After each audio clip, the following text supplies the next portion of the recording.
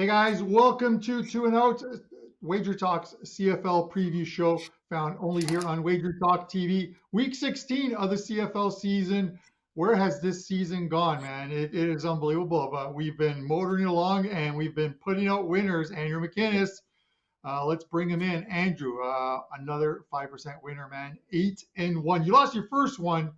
It seems so far ago. 8 straight 5% winners, my friend. How you doing? Carm, doing great.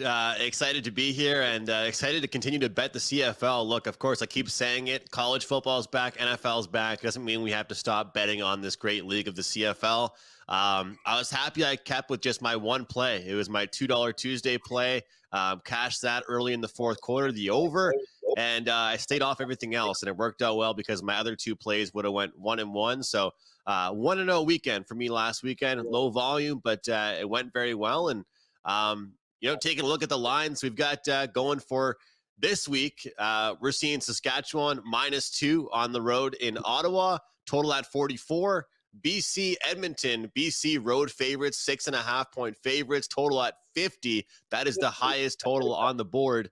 You've got Hamilton +10 on the road in Toronto, total at 49 in that one. And the last game of the week, Alouettes, small favorites -2 on the road in Calgary, total at 47 in that one. So looking forward to a great show, Carm. And I got to say congratulations to you. And thank you for cashing a 5% ticket for me last weekend in soccer.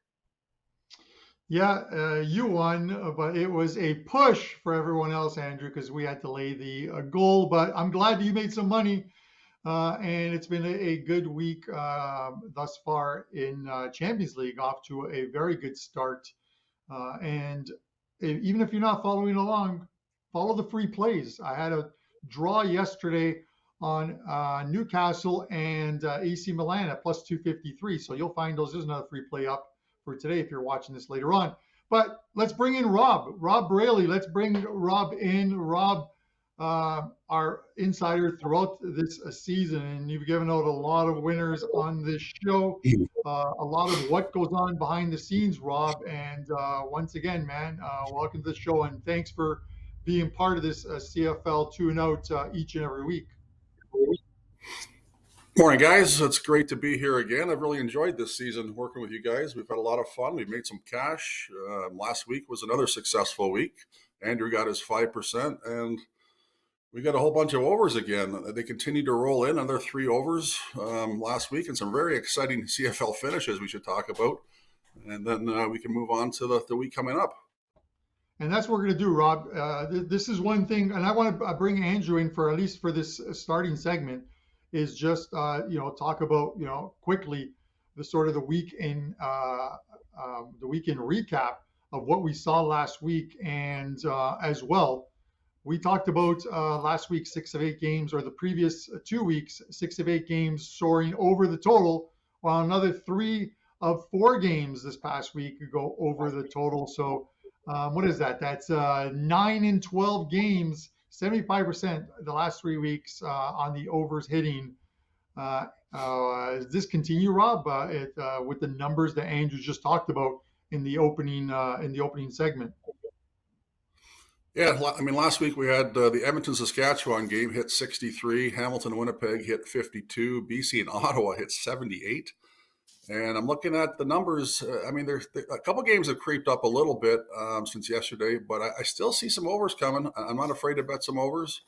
And I will be looking at them, as well as some big underdogs this week. I'm seeing some big favorites and teams getting no respect, but I want to just recap the games. I mean, Montreal, again, somehow they snatch defeat from the hands of victory every time they play a good team, and they could have won that game easily, but they blew it.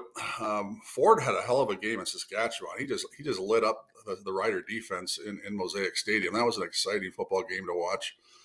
And if we go to the Hamilton recap, how often does Zach Collaros throw 3 interceptions in a football game? And how often do you see a 2-point convert, a missed convert, go back 126 yards the other way for a 2-point convert? I know that's one of Andrew's favorite plays of the week. And we saw BC come back and win the fourth quarter alone 23-0.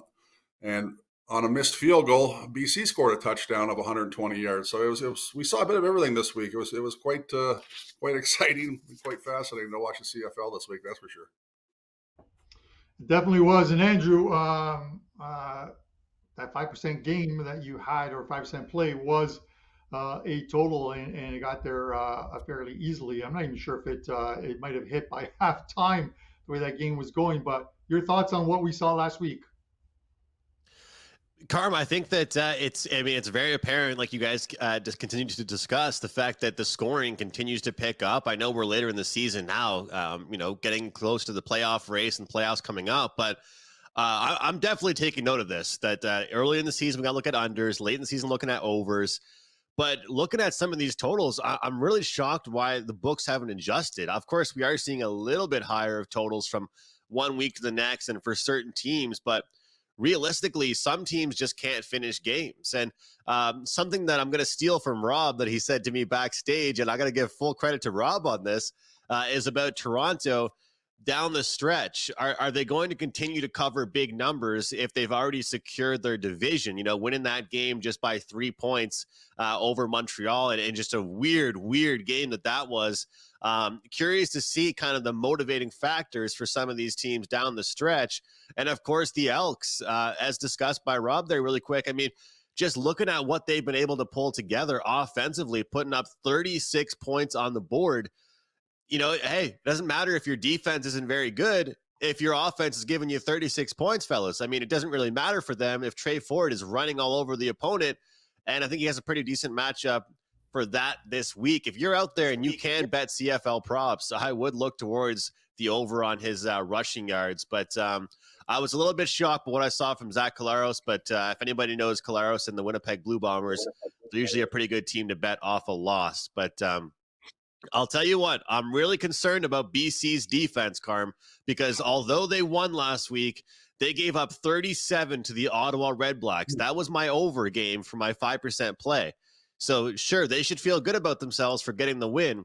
But when you look at it, if you gave up 37 points to any other really good team in the league, that's probably a loss. So it's definitely interesting to look at certain teams that, although they won a game, should they really be satisfied with how they won it? Yeah, no, listen, I get it. And this is, when we start looking at the playoff picture, Rob, it's starting to thin out. But Rob, look at the Calgary Stampeders. This is a team I think a lot of people expected more of. They're 4-9 right now in fourth place, 2 full games behind Saskatchewan. And even when you look at the crossover, where they have to have a better record than the third place team in the East, you've got Hamilton and Montreal in a dogfight, both in those second and third spots at 6 and 7 right now. So 3 games back. If you're looking at, because they have to have a better record in order to cross over. Give me your thoughts on this playoff picture right now. Well, I think it's going to be a bit of a long shot here for Calgary. Obviously, they're 2 back, and I think Saskatchewan holds a tiebreaker. Calgary's schedule going forward, they got Montreal at home. They're at Hamilton, bye week. They're at Calgary, but then they're at BC. They only have 1 game left with a team with a winning record. So they have a chance to win a couple football games, but the way they're playing right now, I'm not confident that's going to, make it to the playoffs for them. And if we look at they're chasing Saskatchewan. Saskatchewan's at Ottawa. They have BC. They have Hamilton. They have Calgary. And then they finish up with Toronto, which could be a nothing game. So to me, the schedules are fairly equal. So I'm going to give the lean to Saskatchewan making the playoffs, and Calgary is going to miss. I mean, we talked about 3 weeks ago that, great shot for Calgary to make the crossover, but I think they've blown that opportunity. So Rob, getting to the Hamilton and the Hamilton Montreal one, I talked, I think a couple of shows back, and I said, Montreal's got a couple games against Toronto Argos. Could this team, they look pretty comfortable in second place at the time, but they're now in third. Ottawa's still 3 back. So they're likely going to finish third, you would think, second or third. It depends on how it shakes out between Hamilton thing. Is there any chance looking at that Montreal schedule to close out the season that this team can continue to lose games and fall out of a playoff spot, or unlikely? It's unlikely. I think it's come down to these two teams, Hamilton and Montreal, in a dogfight. I think Montreal has a better schedule going forward. They're at Calgary. They got Ottawa twice, and then they have Edmonton. Hamilton has to go to Toronto this week. Then they host Calgary, Saskatchewan, and then they host the Lions. Montreal has the better schedule, but you look at the way both teams are playing. I'd rather have the way Hamlin's playing over the way Montreal's playing right now, because Montreal just seems to keep finding ways to lose games like they did last week. So I got a feeling Hamlin's going to finish second here, and Montreal's going to be the third place team in the East. All right, we shall see. But as long as the Argos keep plugging along at 11-1, I'm pretty happy with that. Andrew and I will always disagree. We'll go at each other because he'll talk about the fact that the Argos defense isn't that great. But we will see, Andrew. A good defense is a great offense, or the other way around, depending on what sport you're talking about. But Rob, I want to go to the sort of the no respect, the Rodney Dangerfield of the Week 15 teams. You had Hamilton, Edmonton, and Ottawa all coming off of good games last week, and you look at the numbers on them, and they don't seem to be getting any respect whatsoever. Redblacks, a 2-point dog. I get it; they're 3-9, or they're 3-10 right now, but a 2-point dog. You've got the Elks plus 7.5 to the BC Lions, and then you've got where is it? There was one other one plus 10 as well too. We're seeing some of these numbers here. It's a bit of a surprise across the board on what we're seeing right now. Plus 10 on Hamilton. Give me your thoughts on these dogs. Are any of these dogs live this week? Oh yeah, I really think there are some live dogs this week. We just watched. I mean, Ottawa went into a well-rested BC team off a bye, and like Andrew said, they put up 37 points. If they ran the ball 30 times and they threw the ball 30 times. It was a very balanced attack. They threw for 233, ran for 114. That's 323 yards of net offense on the road. But they got outscored 23-0 in the fourth quarter. I mean, maybe the fatigue of the travel caught up with them. I don't know, but this team is starting to put up points, and Crum is contributing in the air and on the ground. Saskatchewan, somehow they lose at home, giving up 36 points to the resurging Elks. And Trey Ford, he threw for 183, but Edmonton ran for 265 yards. And I think you're going to see a lot more of it this week as well.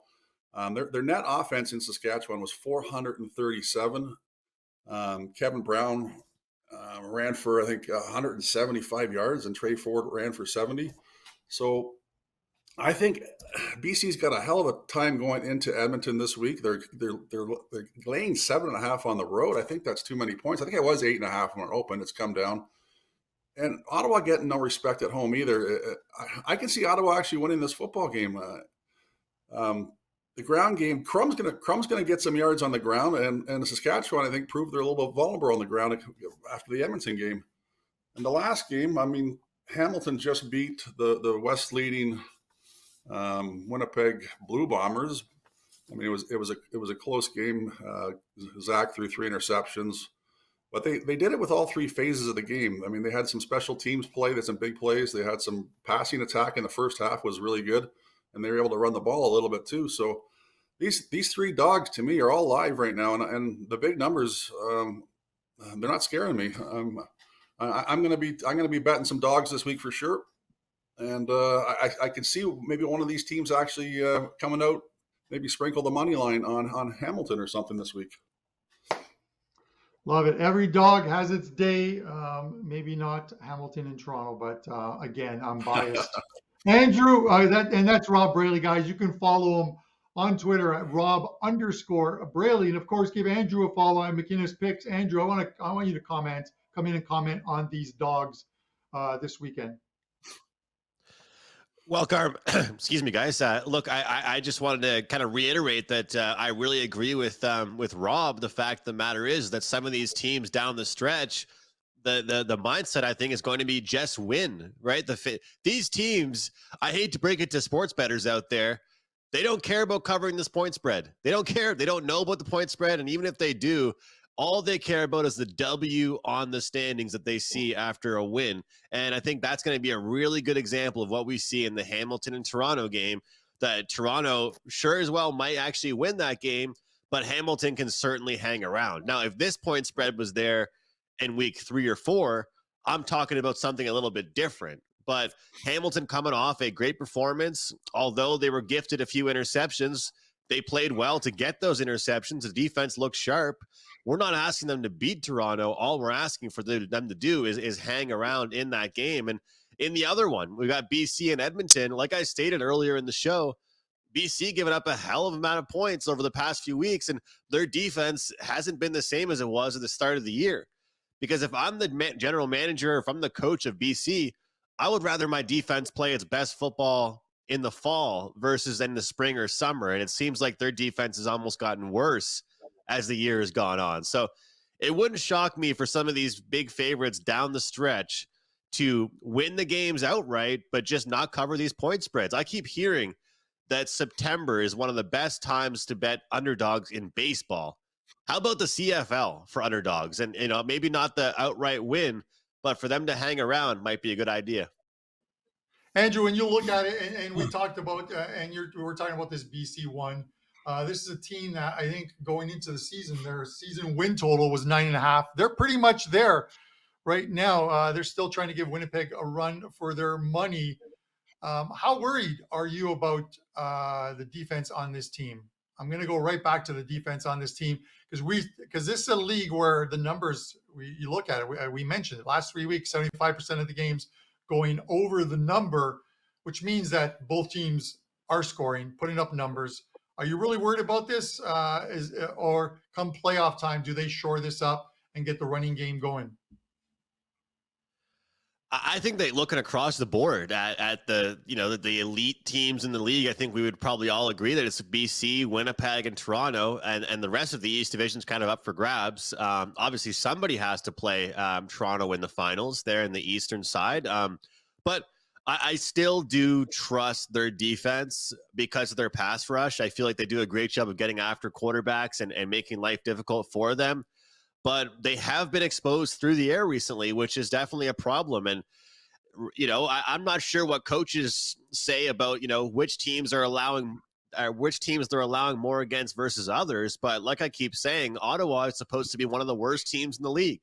And although they don't have that many wins, they've been involved in some of the most exciting games this season to watch. And they scored a lot of points. They looked very good against BC without actually winning. So I think that, like I said, BC, although not getting the win, shouldn't be too satisfied with themselves. And, Winnipeg's dealing with stuff too. They're throwing interceptions. They're seeing blown coverage downfield. As much as I talked smack earlier in the year, Carm, to you and your Argos, I feel like they're becoming a better defensive team, but also they're not letting other teams take the ball as much because they're holding on to the ball with their run game. When you have Chad Kelly, who just signed a big contract, playing really well this year, and then you've got a great combo with Ouellette and Harris, they're able to really mix things up and keep defenses guessing, which keeps them on the field. And that way they're not really making their defense, have to step up too much. So I'm actually currently, if you gave me, right now my power ratings, I'd probably look towards Toronto's defense as much as I've talked smack about them. Yes, I know. It's all good, Andrew. It's the nature of the show, and it's what we do on the X or Twitter or whatever you want to call it now, is to take a couple digs at each other. But with that said, Andrew, I want to get into the market mover and the extra points part of this show, so you can give out another free winner to us. But head over to the market mover and let us know what you think, what line could move, and then give us an extra point winner. Carm, when I look at the market mover for this week, I think the biggest one is going to be taking a look at points in the BC Lions game versus Edmonton. I think that you're going to see that total surprisingly actually go up. I think you're going to see lots of love. I know it's the highest one on the total on the board. It's 50. And really, totals that high in the CFL have been going to the under quite a bit and cashing under tickets. But these are two teams that right now, as it stands, defenses aren't playing very well, but the offenses are clicking on all cylinders. Trey Ford's connecting. Everyone's been joking around about how I become such a huge fan of this guy, but he's made the Elks what they are today. First down after first down after first down in BC. They make big plays as well. So I actually don't think that total will close at 50. I think that will get higher. If you like points in that game, I would bet that right now. I would say if you like Edmonton on the plus points, I'd bet that one right now. I wouldn't be shocked if that goes down to 6 or even 5.5. Seems like Edmonton's getting some love. As far as my extra point play, what's that old saying? KISS, keep it simple, stupid. That's what I'm doing here in this one. Saskatchewan, Ottawa, over the total of 44. Ottawa continues to be a team that can score points, but get scored on just as easily. And that's what I'm looking for here. Saskatchewan used to be a team that was known for great defense. That was their reputation for many years, winning low-scoring games, getting after the quarterback, having a strong secondary. Not anymore. I mean, even in games where they put up points, they're still losing because their defense lets them down late in games. And I look at Saskatchewan's offense, they have been okay. They're relatively consistent. 44 is way too low. Ottawa's been looking good offensively. Saskatchewan's in a big fight right now for a playoff spot. I'll take points in that one. Over 44, first game of the week here in CFL action, Saskatchewan and Ottawa. There you have it. Andrew McInnis, our CFL expert over at WagerTalk. You can find him at WagerTalk and, of course, at McInnis Picks Online. He's throwing out KISS. Keep it simple, stupid. I will throw out FOMO because Andrew has a 5% CFL play this week and this weekend. And fear of missing out is what you might suffer from if you don't head over to WagerTalk and pick up that play. So do it. That money, doesn't matter what sport it's in, it spends the same way.